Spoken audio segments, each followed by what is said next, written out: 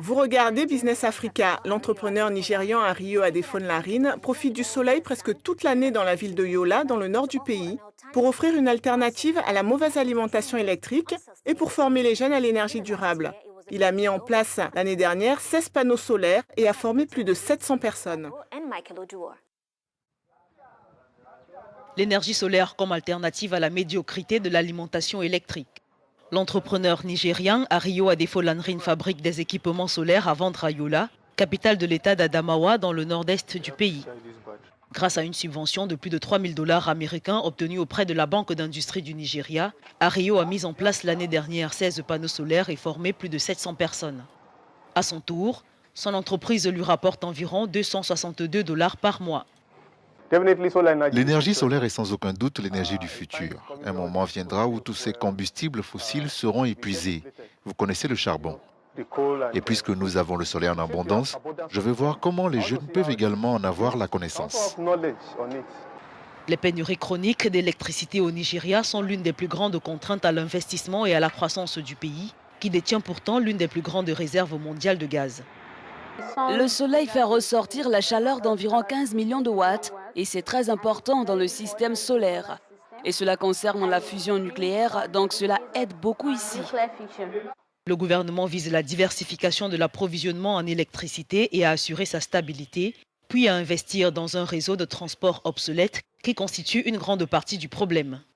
Le Nigeria a besoin de 10 fois sa production actuelle pour garantir un approvisionnement fiable aux habitants urbains et ruraux, selon l'agence de presse Reuters.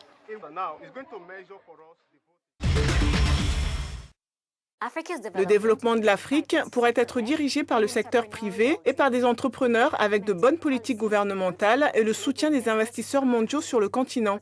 Mais les parties prenantes disent qu'en dépit des nombreux potentiels du continent, la mise en œuvre des politiques est un problème majeur. Michael Djibi et William Bahia nous en disent plus. La question du potentiel économique de l'Afrique est une constante dans le discours sur le développement du continent depuis des décennies. Elle a de nouveau été au centre des discussions lors du récent Global Business Forum qui s'est déroulé à Dubaï. Alors que les pays africains attirent de nouveaux investisseurs en provenance du monde entier, les entrepreneurs appellent les gouvernements à mettre sur pied des politiques publiques aptes à transformer les opportunités en richesses. Ce n'est pas de potentialité qu'il faudrait encore parler aujourd'hui. C'est en fait l'implémentation de ce potentiel et sa réalisation. Il y a un marché énorme. Il y a la démographie qui est impressionnante et jeune. Et il y a la pénurie dans de nombreux domaines. Pénurie d'électricité, pénurie d'infrastructures en termes d'infrastructures numériques. Tous ces domaines doivent être développés pour avancer. Les défis pour implémenter le potentiel économique du continent ne sont pas exclusivement liés à l'infrastructure. Dans de nombreux pays africains, de pans entiers de la population, tels que les femmes et les jeunes, ont encore du mal à contribuer pleinement au secteur productif.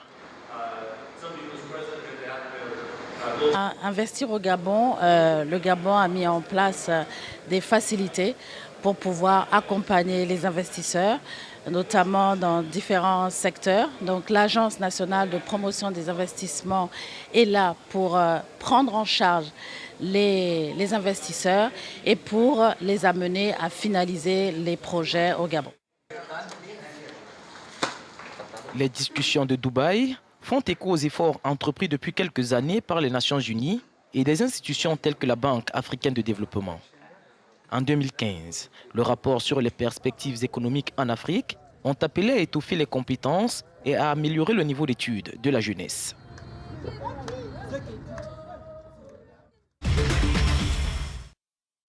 C'est la fin du programme. Merci de nous avoir regardés. Envoyez-nous vos questions et commentaires sur Twitter, @afolakeji et Facebook, Afolake Oyinloye. Au revoir.